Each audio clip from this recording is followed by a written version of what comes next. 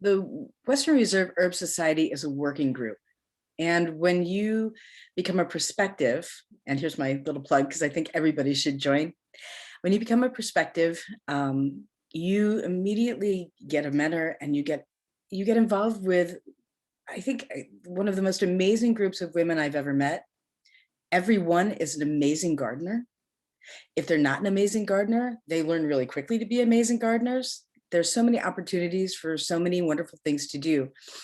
This picture that you're looking at right here is our garden. We're right in the botanical garden, the Cleveland Botanical Garden. Our garden is located, I hope some of you have seen it. And if you haven't, come down and see us because we're gorgeous. They're absolutely beautiful garden. And it's a working garden and it's a very old garden. And it's just special. You walk in and you feel it. And I love it so much. And you'll find out more about us if you go to our Facebook page or if you go to Instagram. But also go to our website and you may feel spontaneously very inspired to sign up and become a prospective member. And I can promise if you do, you'll have a lot of fun. Here's just a small picture, just a couple of little things.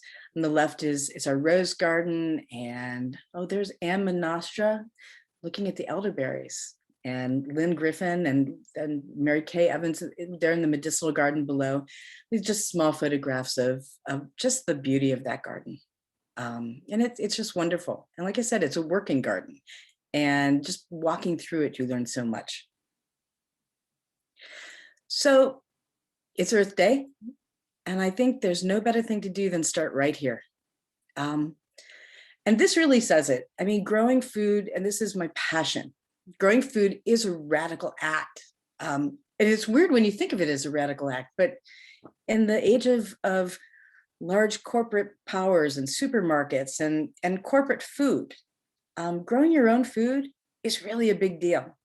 And there's so much food insecurity in this country right now that I'm on a mission to basically, take every patch of lawn I can find and teach somebody how to plant something on it. How to grow a vegetable, how to do something. And I like right there, in the process of directly working in harmony with nature, we do the one thing most essential to changing the world: we change ourselves. And all of us who are gardeners know what the effect of that is, right? So we're talking really about kitchen gardens. The French call them potagers, but for our sake, we'll call them kitchen gardens. And this is a very visual program because I wanted all of you to have a lot of different ideas. I think the best way to do it is visually. But I've always been fascinated with kitchen gardens, and I've always been fascinated with food gardens ever since I was a very little girl. Because I love to cook and I love to eat, and I don't think there's anything better really than growing a lot of it yourself if you can. And there's something so peaceful about it, and they're beautiful. So really, I mean, a kitchen garden or a potager can be a grand affair, or it can be creative and personal, a real expression of sanctuary and sustainability. And I think, like I said, I go back to this year where so many of us have learned so many things about ourselves. I can't be the only one. I have been home and I have been with my family, and my kid came home from New York. He lost his job. And fortunately with his wife, unfortunately, we had a duplex and they live on the other half of it. And I spent the entire year at home, and I spent the entire year with my family. And as a result, I spent the entire year in my garden. And that was my way of relating to the world, because there was just no other real way of doing that. So the takeaway I really want for you is to get inspired to create something of your own, whether it's large or small, doesn't matter. If you grow one pot, it's perfect, right? It's a start. So at any rate, here's me in my backyard.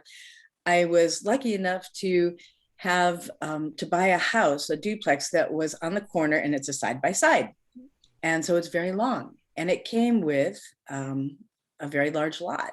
And at the time, the realtor said to me, you could sell that and pay for most of your mortgage. So you must be kidding. That's my orchard. You can, oh no, that's my gardens. Those are my orchards. I've been waiting for this in the city. I mean, if I had to move in from the farm in the country, which I did, I needed some land. You get to the point where you have to have some dirt. So as you see, it's a little bit about me. You know, I it's right there. You can read it. But my goal really for this time is just to inspire you to discover new ways of connecting your passion for herbs and gardening and food and nurturing, because it's all the same, right? You know, um, I always say to my clients, food is love. And the other thing, I'm a board certified health and wellness coach. So I do a lot of health coaching, and that involves a lot of cooking and food. So, I mean, food is love. And it's so important, I think, to begin creating your own rituals that are truly personal and special in a world that's quickly losing its sense of peace and security. I mean, we really all discovered that last year. That was a big takeaway, right? I mean, I got to hug a cousin for the first time in a year, and I wept because, I was vaccinated and she was vaccinated. And I thought, I'm never going back. I'm practically at this point feral. It's going to be impossible to domesticate me. I'm going to stay in my garden forever. But this is a bit of my backyard.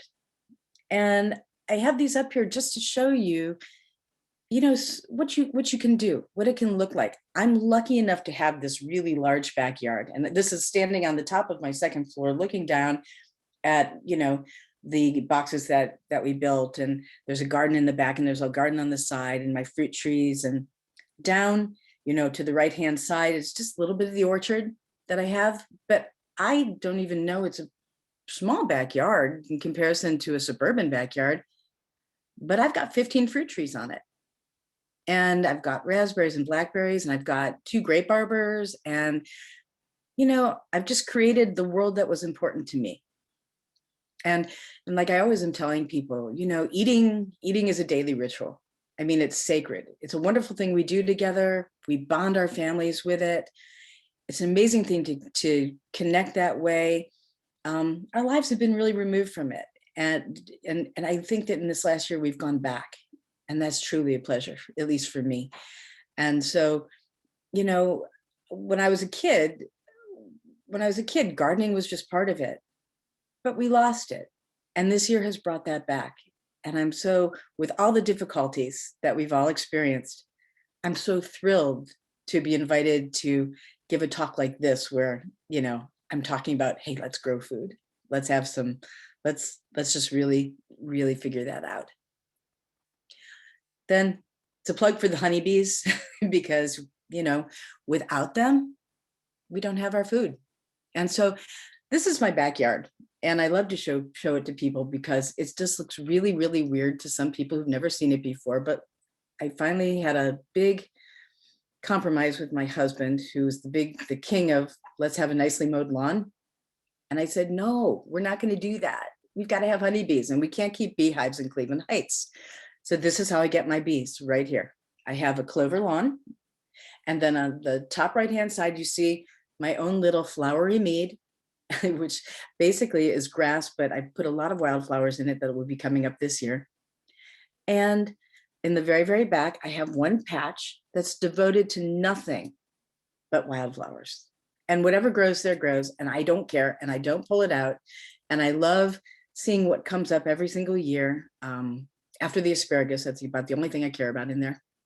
And it's full of honeybees. And then my fruit trees get pollinated, and my vegetables grow. So always remember, doesn't matter where you are, keep a space for pollinators. So it's so important. So, this is my dream. It's always been to share an experience of wellness and sustainability in the middle of an urban setting. And for the most part, that's really where we are, most of us, right? Most of us don't live in a farm out in the country. We live in an urban setting. But you can grow food anywhere.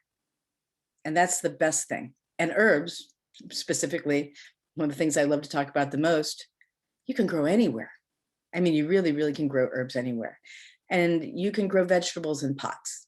And so, I encourage you, wherever it is that you find yourself planted, that you just grab a pot and grab some dirt and grow something.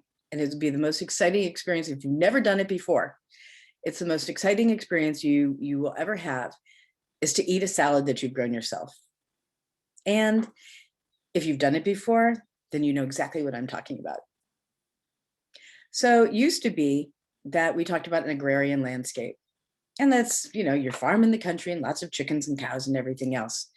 But I really, really want to change that definition. I'm on a serious mission to change that definition so that it basically means your fire escape or your back porch, or if you're living in an apartment, your third floor porch. I've done that one. And I think it's really important. And if you have enough land and you can have chickens, have some chickens. And if you don't, grow a container garden of herbs and vegetables, and you can grow fruit. You can grow espalier fruit trees up on a fence. There's just no shortage of places to grow food. And truly, the solution for a lot of the problems that we face, they're right in your backyard. And I just love that. That's so simple. It's such an elegant solution. And we're all finally starting to realize it. I call it the middle-class food desert because we are in many respects one of the wealthiest societies in the world and one of the most malnourished societies in the world. There's so much processed food. Growing herbs and vegetables in containers, it moves us closer to creating the world that we want to live and raise our families in. And it's such a wonderful thing to do with your kids or your grandkids. This is an overview of the big community garden that is right down the street from me. And it's in Cleveland Heights, and it's one of the oldest victory gardens in Cleveland Heights. And I had a plot in there for a while until I decided to move everything into the backyard. But the reason I have it is together, we really can learn to create, urban communities as integrated, healthy ecosystems. And at the same time, we totally teach our families to feed and create beautiful environments for themselves. And if you teach a kid to garden, that kid will always be able to feed himself. I mean, I've seen it over and over and over again. If you teach somebody to garden, instead of just handing them something, they'll always be able to do it. And you'll never have to, that's a way that they'll go back to over and over and over again, I just threw this in here for fun. This is my father and grandfather's victory garden from 1947, right after the war. You can't really see it, but it's the blueprint of their backyard and what they did. And I found it after my mother died up in the attic, and it's been so inspiring to me. I gave it to every one of my siblings, and we all have it on our wall to sort of remember where we came from, right? So homegrown food is safer, more nutritious. It always tastes better. Urban homesteading encourages exercise outdoors and general contentment. It helps families connect with nature in the seasons, and in the city, sometimes it's hard to do, right? I mean, and when you're working full time, you don't always have time to go out and take a hike. But if you're home, you have time to plant a pot of seeds or plant a pot of lettuce. Turning a lawn into a homestead makes productive use of land, and it supports healthy ecosystems.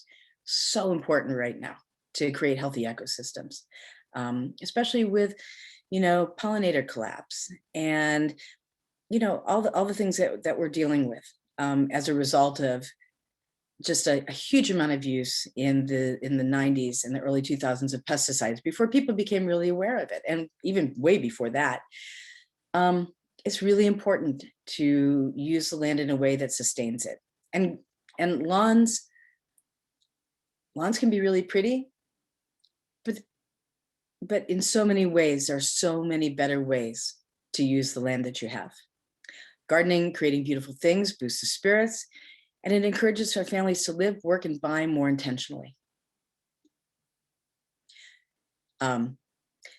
They help us create time and space for magic and celebration every day. And, this little Francis, I don't know how many people here have read The Secret Garden, but this quote says it all for me. Just what it is to be in the garden, and to watch things grow. and to plant. So, you know, like I said, bloom where you're planted. This is one of the easiest things that you can do in the garden. Growing herbs, tea gardens, food, doesn't even need a designated space. That's up against a wall. And right on that, in that picture, you've got vegetables, you've got edible flowers, you've got squash, there's lettuces, there's tons of herbs, there's calendula, some healing herbs. You can have whatever you want and need in a very small space. Like I said, I'm about to show you in a minute my very first small garden. Homegrown and produced food is really joyful food. Some of the things that I do with the things that I harvest, you know, create tomato sauce, and that's a jar of dried basil. On the bottom is a pot of cranberry and ginger and sage sauce for Thanksgiving. Up on the top is marjoram that I've harvested. I do it all in the middle of Cleveland Heights. Right there are, and I always put this up because I just really love the pictures, but you know, this is tea. This is herbal tea right here, your own homegrown herbal tea. Lemon verbena and pineapple sage and basils and rose and lemon balm and mints. If you pick it and you harvest it, and up at the right is my harvester, my dryer, although I have a lovely new one from a friend of mine. And it's a really good thing to have. A dryer is a really excellent multi-purpose garden tool because you can dry fruit for your children and you can dry herbs to make tea, and you can dry herbs to keep through the winter, and you can dry vegetables. And the one up right is a little Nesco dehydrator, and I have two. I wouldn't live without them. I really wouldn't, because I was able to make my kid all kinds of healthy snacks with it. And doesn't take much, but now it's mostly used to dry herbs for tea. Jams. At the top right is a mixed container of herbs. At the bottom right, I make my own juice too, out of the things that I grow. And it's really satisfying for me. It's a way of life I wouldn't trade for anything. I wouldn't trade it for a million trips, really, because I always feel like I can take care of myself no matter what. So gardens build strong communities, relationships, wellness, and strong ecosystems. So say yes to healthy herbs and vegetables that you've grown yourselves with your families, friends, and neighbors. If you have never read this book and you're really interested, and you're interested in the environment, and you're interested in where your food comes from, and you're interested in how to help really create a better world to grow food in, you need to meet Joel Salatin. His book, Folks This Ain't Normal, changed my life. Actually, changed my husband's life more, because my husband grew up on thousands of acres of cattle farm. And we listened to this book all the way down to North Carolina one year. And by the time we got done, he looked at me with tears in his eyes and he said, if I'd had this 30 years ago, I would never have let them sell the farms. I would never have left the farms, because he talks about a way that makes farming sustainable and makes farming humane, right? So really, if you've never read this, you really need to meet Joel Salatin. And it's a wonderful book, and it's really entertaining. So onwards we go to. It's so easy to create a garden these days. I mean, that's about 8 containers. And right there is a full herb garden. And herbs are so easy to grow. Any object can be turned into a garden, as far as I'm concerned, with a little bit of love and some milk paint, right? And in Cleveland Heights, okay, simple single baskets of herbs can be just really, really beautiful. I think that's a beautiful, almost cloistered look to a garden right there. And in Cleveland Heights, where I live, trash day is a gold mine. And I always laugh because people put out in Cleveland Heights, people put stuff all over their yards that they really don't intend to get picked up by rubbish. They intend for all of us to pick it up. And we do. And we recycle it and turn it into all kinds of really amazing things. So right there, a chest of drawers can be a garden. A chair with that's got a broken seat. You can cane it with twine, and you can drop something down into it and have it be beautiful and funky and fun and whatever you want it to look like. You can have it be a little more formal. But if you're not sure where to get pots, or you don't really like that look, just know that there are just a million ways to create something that's really fun, that can look like you, that you'll really enjoy. You can have something more formal. You can have a garden in a window. You can have a garden like that in an apartment. That's a beautiful vegetable garden up on a 4th floor in an apartment. Or you could be like my friend Melissa, who turned her entire front yard into a garden, into basically food, not lawns, you know. And I love that. And it's just a beautiful, beautiful garden. And it's right in the middle of Cleveland Heights. So here's me. And this was my first garden after I moved out of our farm. And I lived in Burton. For any of you who know, you know where that is. I lived way out in the country, and I had a horse farm for many years. And then I closed my business, which was Schreibman Jewelers. And I had to come in because I needed to take care of my parents, because at that point they were beginning to get sick. And there was no way I could stay out in Burton and keep my marriage and take care of my parents at the same time and raise a child. And so we sold the farm, and basically I moved into an apartment in Beechwood, and it had approximately a patio that was 3 feet by 5 feet. And it was devastating for somebody who likes earth as much as I do. And I was so depressed. And then I remembered a man who made such an impact on me, and his name was Harvey Harris. And he was my sister-in-law's father. And he lived on East 81st Street in Cleveland, right behind the Cleveland Clinic. And my husband, who had absolutely no money at the time that I was dating him, was going over there on the weekends, and they would feed him. And of course, before I could even get seriously involved with him, I had to pass the test. I had to come over for dinner. And by the 3rd time, I thought to myself, I've got to ask him. This is the rudest question I've ever going to ask anybody, but I have to. And I look at him, I said, Harvey, I need to know where all these beautiful vegetables are coming from. Because I don't mean to be rude, but there's not a greengrocer for a few miles of here. Like, where are you getting these vegetables? They were gorgeous. And he had all these different kinds of vegetables. And he looked at me and he smiled and he said, I thought you'd never ask. And he took me out into his backyard, which was essentially the size of a postage stamp. Well, I mean, a little bigger than a postage stamp. And he was growing everything. He had boxes. He was growing down the sides. He was growing up. He was growing over on an arbor. And this really was maybe the size of half of a small living room, really. I mean, there was just no space, and it was concrete. But he had built all these boxes. He had straw bales long before anybody had straw bales. And he had the most beautiful food. And so one day when I was busy crying in my apartment, all of a sudden I heard his voice because I was so upset. All of a sudden I heard his voice, and he said, what are you doing? You have a patio. You know what to do. And he'd been gone for quite a few years by then. And that's what I did. And I grew so much food on that little patio. There's me walking in with my first little flat of vegetables, and I think I had about 10 more after that. And I grew up, and I grew on the sides, and I grew in the front. And I remember my son looking at me saying, Mom, is it gonna be too much weight? I'm like, well, maybe, but we'll find out, you know.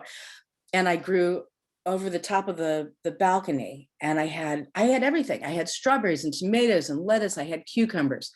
I had blackberries. I had everything. I don't know how I did it. It was still to this day my favorite garden that I've ever had. I love the one I have now, but there was something that was so inspiring to me about that garden. And when I was able to sit out there and have a salad that I grew myself with strawberries, with goat cheese, and a glass of wine with my husband, and I was able to finally feel like life was okay.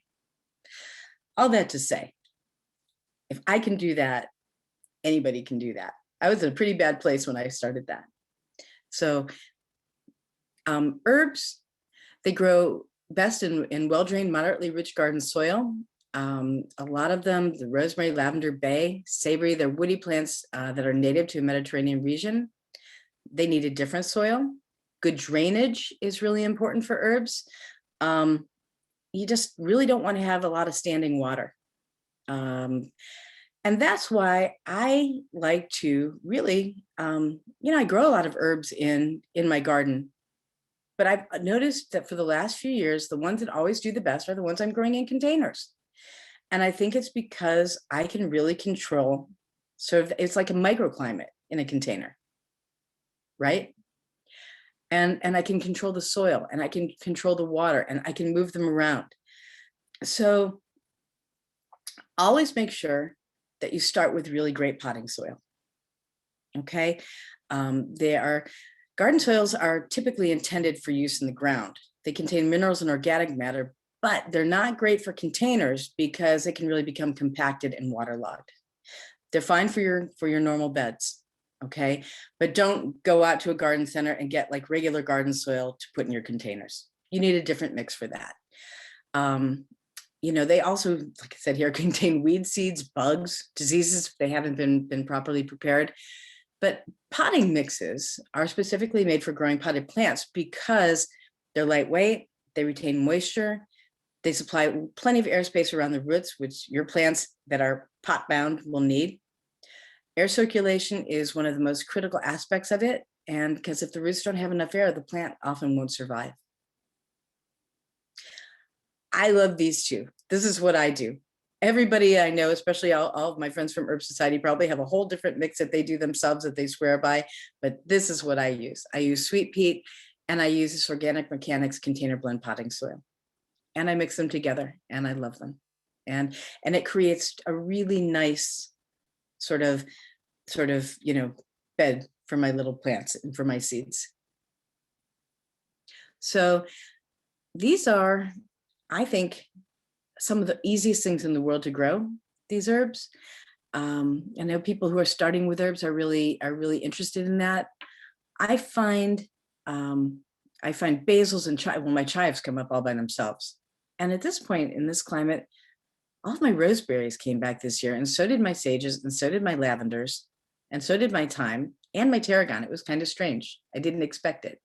I've had an interesting growing season.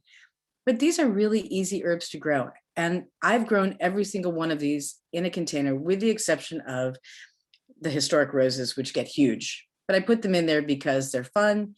And most people don't realize that roses are wonderful food.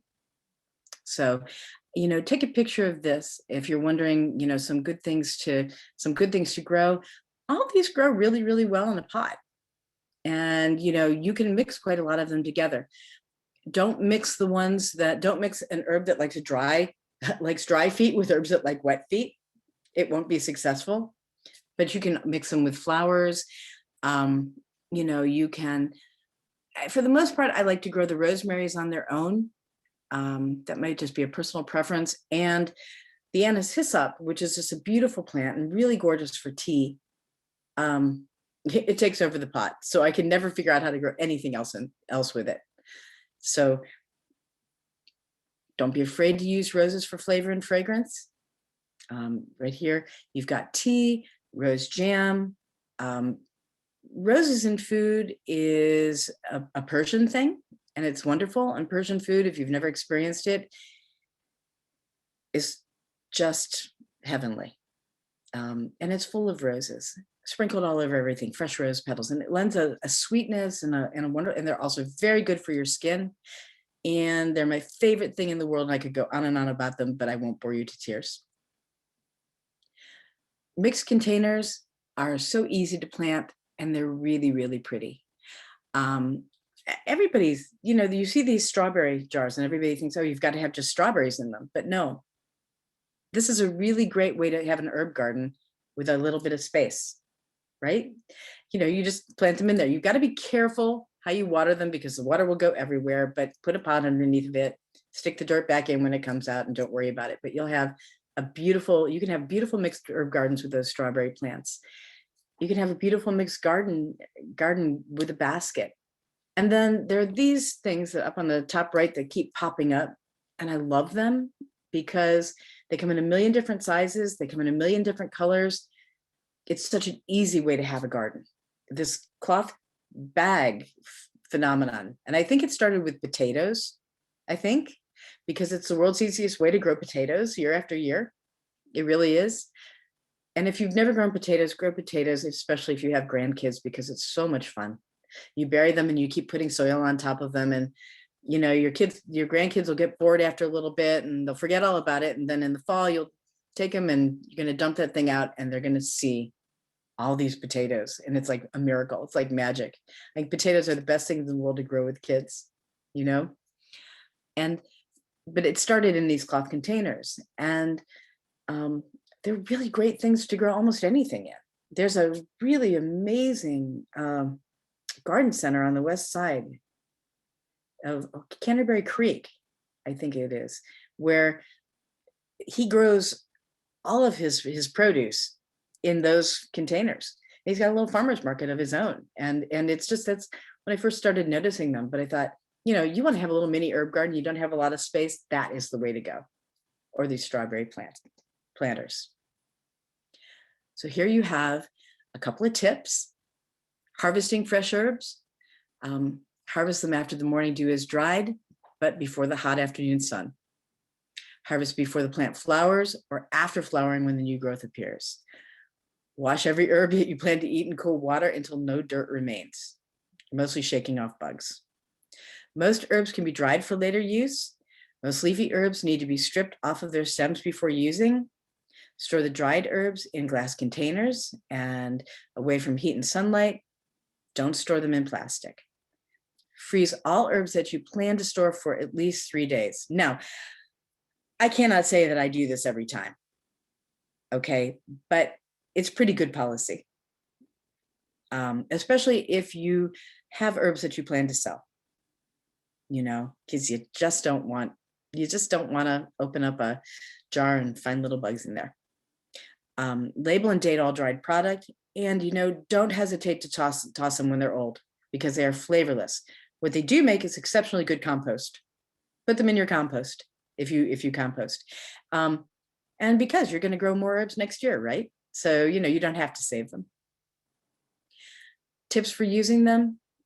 Chop, process, and crumble herbs before measuring. Dried herbs are usually stronger in flavor than fresh herbs. Use less. I know that sounds counterintuitive, but it's true. Especially if you've ever dumped too much dried rosemary into anything or too much dried lavender into anything that you are cooking, okay? There's nothing like too much lavender to make a dish taste like soap. It smells really good, but it tastes like soap. Check the recipe for the amounts. Make the decision based upon availability and personal preference. It's always easier to add more. Again, lavender. I made the mistake of doing that once with some dried lavender with a chicken dish that I was preparing, and I was in a real hurry, and usually such a good chicken dish, and it's lavender and oranges and honey and lemon. And my husband, who's normally really polite, looked at me and said, "This is inedible," because it tasted like lavender soap, chicken lavender soap. Homegrown herbs, you can substitute them for the commercial products. Right? You can add them to cookies and breads. And, the fresh herbs in the little containers from the grocery store just don't have the same flavors, the herbs that you dry yourself. They just don't. Because we don't know how long they've been sitting around. Now, in a pinch, Penzies is great. And they have great quality herbs. But, I'm not here to talk about that. I'm here to tell you to do it yourself, and to enjoy growing herbs yourself. They're always going to be better. And they always add your love in your food. And I think that's really important too. So we're kind of at the end, except for questions, but please feel free to write me at speakers@westernreserveherbsociety.org and to be added to our mailing list. Or if you have any questions that don't get answered today, I love to answer questions. And I'm not the only one. If I can't answer your question, there is somebody in Herb Society that can. And you may get an email from somebody else besides me because that's their specialty. We've got so many different sections in our garden, and we all love what we do. So, are there any questions? Hey, Beth, there's a lot of questions in the chat, so I can start reading off the questions to you. Okay. And if I can't answer them, guess what? There are a lot of herb ladies here who can. Okay, so the first question we had was from Amy, and Amy's asking, is there a difference between potting soil and mulch? So I think this question was when you had the certain types of potting soil that you like to use on the screen. Yeah, there is usually really a difference between potting soil and mulch. Mulch can be really, really heavy. Now, the one that I use, the sweet peat, I definitely can use mixed into the potting soil. But what you really want to do is find something like that that has a dual use. And the sweet peat does have a dual use. But most of the time, I've found mulch to be a container killer for me. That's just for me. Other people may have had a different experience, but there's so many different types of mulch. Like there's all that bark mulch, that you get, that you lay on the top, or cocoa mulch, or all of those things. I wouldn't use that in my containers. The sweet peat that I suggest is a different kind of mulch, and it can be used as a mulch, but it can also be used as a mix in with the containers. Mostly, I think it's too heavy. It can be too acidic, really. And this is just my experience. Other people may have had a different experience, but that's just my experience. I hope does that answer it? Yeah, that was super helpful. Thank you. Oh, good. Okay. Cool. Next question, Beth, is from Taryn. So Taryn's asking, what type of soil would you recommend for starting/growing lavender indoors in pots? And also, does Taryn need a seedling warming pad to start the lavender inside? I don't think it's a bad idea at all to have a warming pad. I really, really don't. And a good light. Lavender is kind of notoriously tough to start, and a really good potting soil, a really good organic potting soil. And there are so many different ones right now, and I can shoot back that slide because the one that I have I really like a lot. It's good. It's good. It's loose. It doesn't hold water, which is problematic for a lavender plant. Really, I mean, lavender is one of those tricky environment plants because we are not living in the Mediterranean here, and depending, because there's also actually there are a couple of people on this site on this talk right now who really know a lot more about lavender than I do, but I don't know, I'd like it to have in a container a really nice soil that really drains well, and then watch the water. You don't want it to get too wet, and you'll know because it notoriously just either goes or, does that help? That was helpful. Thank you so much. Oh, you're welcome. Taryn, also, I wanted to add in, I have some extra lavender seedlings if you're interested. We have the seedling giveaway this Saturday. So if you want to try out a lavender, I also have lavender seeds if you'd like to try those out too. So yeah, should I stop sharing my screen? Sure. And then another question from Amy. Are there herbs that are bad for mixed containers because they spread? Oh my God, yes. Mint. Mint. Don't ever plant mint with anything. And don't be surprised when it escapes your pot. Okay, you're constantly having to watch mint. That being said, it's just such a delightful, it's such a delightful plant. And there are so many different varieties. And I think I have at least 7 mints that I love, but mint is so invasive. So yeah, don't plant it with anything else. Tulsi, holy basil is another one. And a lot of people aren't familiar with holy basil, but it's a wonderful herb that we use in a lot of our teas, and it's delightful. It's absolutely delightful. You have one holy basil plant. If you have the wrong one, you'll have it everywhere. It will be everywhere. So just keep it contained in one pot and watch it when it goes to seed, because I have it in my sidewalks. I have it, that's another one. It's really the mints that are the most problematic. Anything else, I've never had another problem with catnip. Okay, but catnip's another form of mint. So that makes sense. Catnip spreads. It almost turns into an invasive herb, but it's still delightful, and you get lots of cats rolling around in it. So does that help? Yeah, totally. And I learned the catnip was in mint, which I did not know. So thanks. Yeah, you're welcome. And then Karen is asking if you can talk a little bit about herbs used for dyeing. Oh, that is not, it's really funny. I work in the dye garden, but it's not my expertise. I wish that, Kathy Walker, are you still there? I don't know if she can hear me. She works with me in the dye garden. I don't know that much about herbs for dyeing, but I can put somebody in touch. I can put that person in touch with somebody who really does, if that would be helpful. If you just shoot me the email, and I will get them in touch with, we have a couple really incredible women who love to work with plant dye.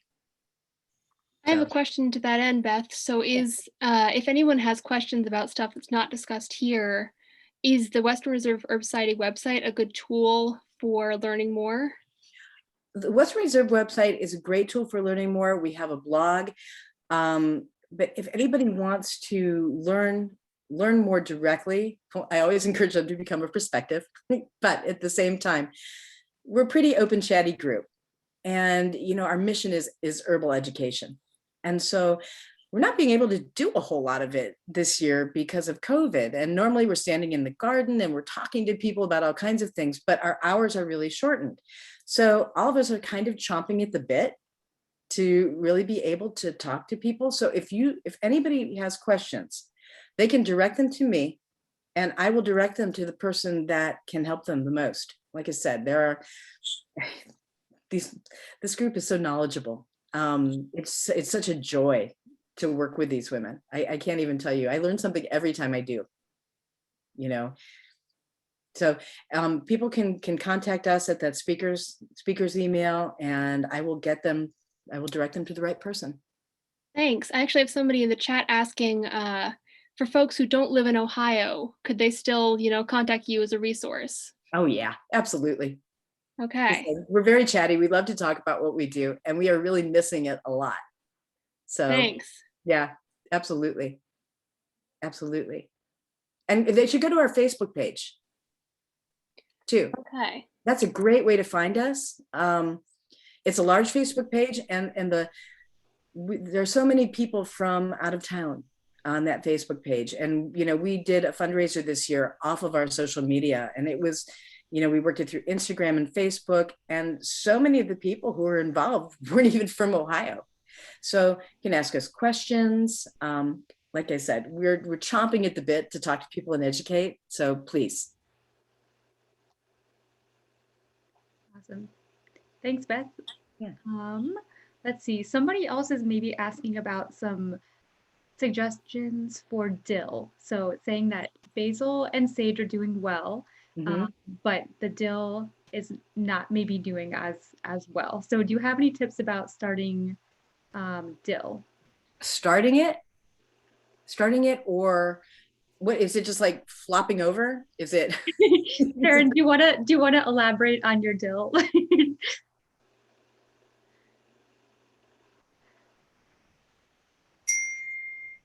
Okay, if Karen is still here, maybe, I'm not sure. Well, okay, if Taryn is not here, maybe I also have sometimes some struggle. I'm still here. I just put it in the chat. I'm sorry. Perfect. Aaron, put it in the chat.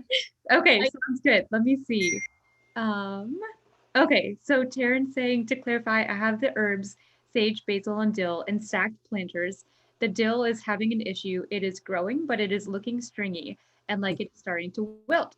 Was wondering if it shouldn't be planted near the others, or I may be doing something wrong. I I have no experience having a problem with dill planting it, planting it near everything. But if it's looking really, really stringy, is it not getting enough light?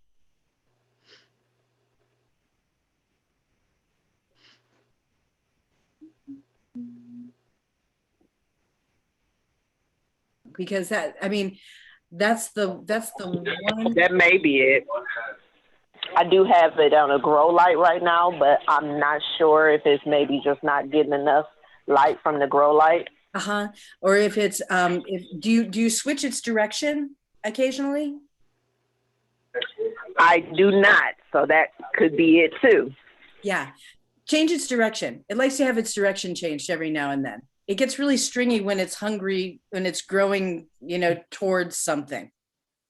So change its direction. And just I will try that. Thank you. Yeah, you're welcome. And if that doesn't work, write us on the Facebook page and I will find some more answers for you.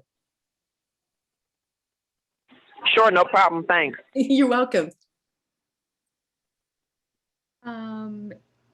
Christina is asking, how do you manage weeds organically? You pull them. I have a couple ways that I do that. Mostly I pull them. I also, one of the easiest ways that people always forget to manage a weed organically is to boil water, put it in a teapot with a skinny spigot, and pour it right over it. It'll kill it. So I do that all the time. I obviously don't use any pesticides or anything. So mostly I just pull them. I just keep ahead of it, really. There's some great sprays, that you can get, but still, if you take the time and pull them out once, you generally keep ahead of it. That's my experience. That's what I do. Beth, Yes. I try vinegar, just white. Heinz white vinegar spray will help with weed control. Hey, everybody, this is Lynn. She is our incoming unit chair. Thank you. That's perfect. That's perfect. Thank you. Let's see. You've also got a question about where you buy your soil, Beth? Oh, okay. Last year it was everywhere because it was really hard to find. I actually go to the one I often get at Whole Foods. The organic potting soil that I use, I get at Whole Foods. You can get sweet peat at lots of good local garden centers. You can get good organic potting soil at Lowe's and Home Depot at this point. I mean, it used to be you could get anything like that, but I really like to support local garden centers. Canterbury Creek out on the west side I use a lot because they have the best fertilizer. I mean, they have fertilizer I love. I shouldn't call it the best. It's what I really like. But it's wonderful. And they've got great potting soil too. But any good local garden center at this point should have great organic potting soil. Beth, I have a question actually. Yeah. So I am, I'm a recent college grad. I'm in my first, 20-something apartment. And so therefore it has no light. And I have no outdoor space at all. But I'm curious, so, talking about Mediterranean soil and all the different soil mixes, are there any kind of hacks I can use to sort of, do the right soil mixture on a budget? That's part one. And then part two, I have two types of windows. I have west and I have south. Which window do I put the herbs by? Put them in your south facing window. Okay. And as far as potting soil, like I said, I'm just one of these people who wants it to be all organic. Okay. You don't have to have it be that way. You can get good potting soil. There's nothing wrong with Miracle Grow potting soil. There just isn't. Yeah. And when you're on a budget, that's, you know what? That's what you do. And it's fine. And you will still grow fabulous herbs and vegetables with it. The one hack I can give you that works really, really well if you don't have enough light is a aquarium lamp. Okay, where do I get one of those? There's a great aquarium store on the west side, or you can find them online. Aquarium lamps really, because they run through the entire spectrum of light, and you can work with. I discovered this because it's like, wait a minute. I walked into an aquarium store and you look at the plants in an aquarium, and my son was I mean, that's what he did when he was growing up and being homeschooled. He loved them, and I was like, wait a minute, I can use these I can use this as a grow light, and I got a much better light that way, and for much less cost in terms of you know, especially in terms of electricity too, the LED, you know. And so, but the light spectrum is perfect. Mm, You can also, if you've got any, do you have any overhead lamps? a Keep couple. forgetting I'm not in the same room with people and I'm doing this. You have any overhead lamps or anything? It sort of varies. It's a bit of it's a mid-90s remodel here, so it's a lot Mhm. of the lamps that kind of where the light goes up instead of down. Yes. Got it. Got it. Hmm. Yeah, those are really good for SAD in the winter if you replace them with grow lights. Well, thank you. That's one of my personal hacks. You know, but I go into a fish store. Okay. Go to a fish store, see if you can find an aquarium light that could be that goes through all the spectrums that way, and put them in the south window. And don't worry about fancy potting soil. Okay. More important is that you water them and you feed them, and even more important than that is that you love them and talk to them. Oh, okay. We do have another question here. So Sark is asking, does the soil have to be turned over from time to time? In the container, I think so. But I'm not sure. Yes. once a season, really, because once you've got things growing in it, leave it alone. You know, it's you know, once you have it established, it's growing for the season, then take it out the next year, you know, refresh it. That's when you can refresh it, sort of unclump it, because it gets kind of, you know, by the end of the season. But no, not during the season. I've never had so many good questions at a talk. This is so Question. fun. I actually have a question, Beth, if that's okay. Oh, yeah. I have a couple questions. My first question is, what do you do with feverfew? Well, in what respect? Is it either medicinal, potentially? I tried drying the feverfew last year that we had, and Mhm. it didn't work really, really well, but there was just so much of it. Yeah. I mean, the flowers are beautiful, but I Mhm. just don't exactly know, can you make it into teas? Yeah, what kinds of productive things can you do with it? This is where we go into a funny little area here. The medicinal herb area, okay, Yeah. which is one of my passions. And there's a woman here who runs our medicinal garden, Mary Kay Evans, who's sitting here, and she's in charge of our medicinal garden. And, you know, I mean, feverfew is a beautiful herb, you know, and traditionally, you know, people have dried it and used it in teas. I don't tend to think it tastes very good. Okay. Myself. I mean, No. I don't, you know, traditionally it was used as it sounds, you know, as to aches, pains, inflammation, you know, things like that. Then again, I'm just really careful about telling people to use these things at this point until they've really, you know, talk to your doctor, you know, but I don't think it dries particularly beautifully. Okay. I think it does. You do? I've not had good luck with it. I do. If you get it early in the bloom cycle, it dries beautifully. I've used it in wreaths for years. Oh, there you go. And it's marvelous. If you're going to use it for medicinal purposes, I've often heard that if you take the leaf and put it in a sandwich, that will help. But who knows what that result will be? So it's untested. and questionable, but it is a beautifully dried plant for all kinds of arrangements, swags, and wreaths. Oh, that's perfect. Thanks, Lynn. And I was the chair of the medicinal garden for 14 years. So that I had a lot of opportunity to test that out. Oh, that's excellent. Thanks, Lori. I also was wondering, so I was trying to dry a lot of mint last year because like again, what you said, the mint spreads everywhere at OCS. So, but I had some troubles because mint is such a thicker like plant, I guess, or like it has a thicker leaf.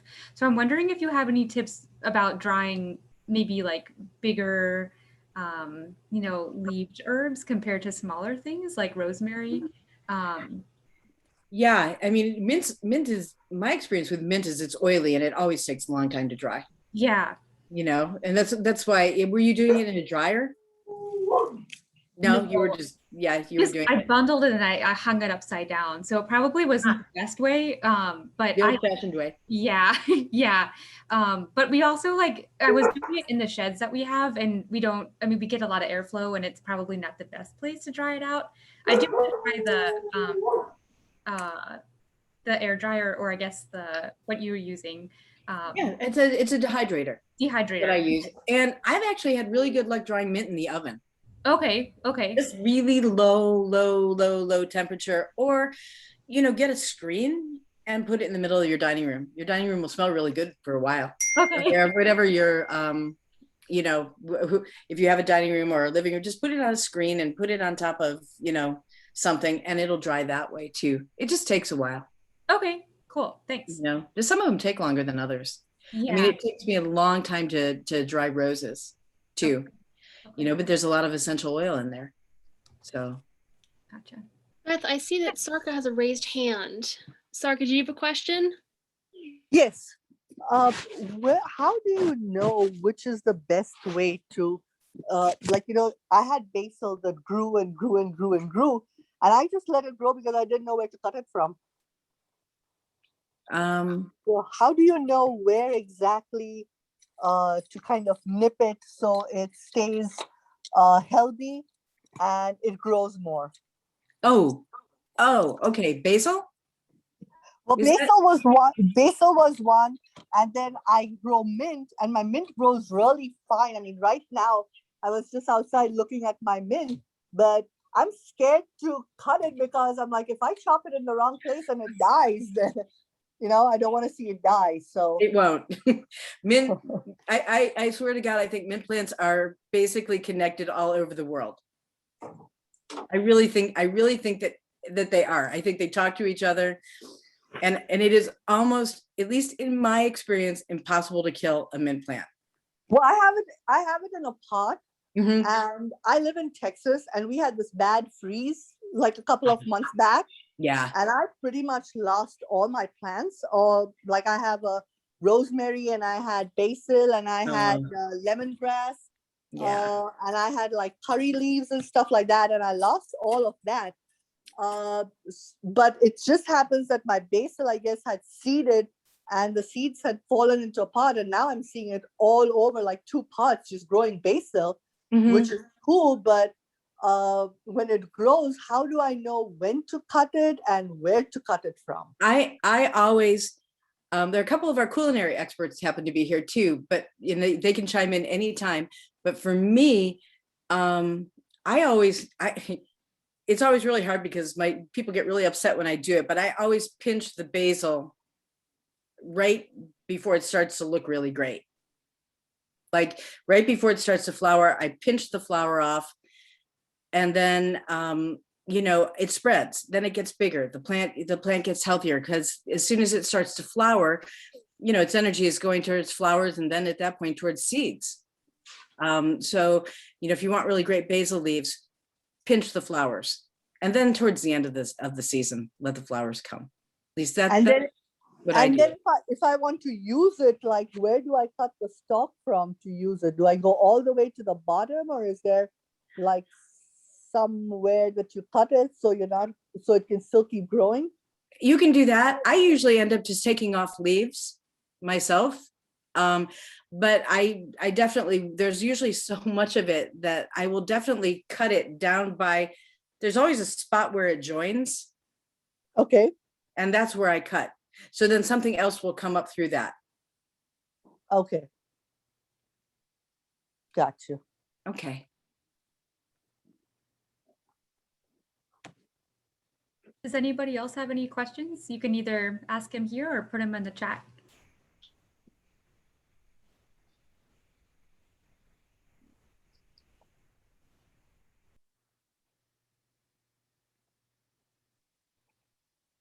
Or come to our Facebook page and say hello. You know, it's really, we have a great community on that page. We really do. And we love to answer questions. Are you guys going to be open during Oberlin's graduation period? So are you thinking about Oberlin Community Services or the Herb Society? I'm not sure what you guys have. I just found you from the Oberlin page because my son goes there. Oh, okay. Yeah, and he's graduating next month. So we're going for graduation. And if you guys have like a nursery or something where you do all this, I'd like to visit it while I'm there to kind of get more of a visual experience. Mm-hmm. Well, Sarah can tell you about the People's Garden, which is our facility in Oberlin. We're open generally from 9 to 5 Monday through Friday, just our normal office. Currently, our building is not necessarily open to anyone but staff, but since People's Garden is outside, visitors are always welcome, and Sarah can tell you more. Okay. Sure. Yeah, Sarka, if you want to come by the People's Garden, so I can, let you know where we are, where we're at. You can feel free to just come by. We don't have a nursery or anything. Everything that I grow goes right into our food pantry. But people are welcome to come and harvest what I grow. So I'd love to show you around. We've got a hoop house, and then we've got around like 18 to 20-ish beds of stuff where I grow lots of veggies and herbs for the food pantry. So I have your email, Sarka. So if getting close to Oberlin graduation time, I can just shoot you a message, and then we can try to arrange a time where you can come and see. Yeah, only thing is that his graduation is the afternoon graduation on Friday. So we won't be there, like the Monday after that, because we have to drive back to Texas. Sarka, I can meet you on the weekend. I'm usually there. Okay. Yeah, because we're planning on like going around Oberlin on Saturday at least. So maybe if you just text me or something and we can set up a time, I'd really love to come and have a look and kind of ask more questions personally. Sure. Yeah, that sounds good. Thanks for being here all the way from Texas, Sarka. And Sarka, just so you know where our office is too. Congratulations to your son, by the way. Thank you. I just graduated from Oberlin last year, so it's the big thing. But so our office is just past campus going south in Oberlin. Okay. So if you tell your son, we're just past Johnson House and then Old Barnard, Old B. Okay. Going down Professor, and it's a long kind of blue-gray building. Okay. Well, I'll tell him Johnson House. Hopefully he will know that. Can I speak to Sarka for just a moment? Sure. I'm Mary Beth, and I am a member of the Western Reserve Herb Society. And I want to answer your question about pruning the basil. There's a few different ways of going about that. And there's some really great videos, very simple. And we have a couple of them right up that you can access on our website. Okay. What Beth said was when you top pinch back the buds, if you do that before flowering, that's one way of doing it. Another one is going in a little bit deeper where you see two little tiny leaves start to appear, cut it there, and then you'll get more branching coming off. Okay. And then you can actually be a little bit more aggressive when your plant is established and go deeper into it. So there are a couple. If you go to our website or our Facebook page, you can access that information. We have one of our gardeners is actually on there demonstrating how to do that to basil. Oh, So Perfect. That's the perfect. Kate Williams video. It's really that's good. the Kate Williams video. Yeah, thanks, Mary Okay. Beth. That's awesome. Welcome.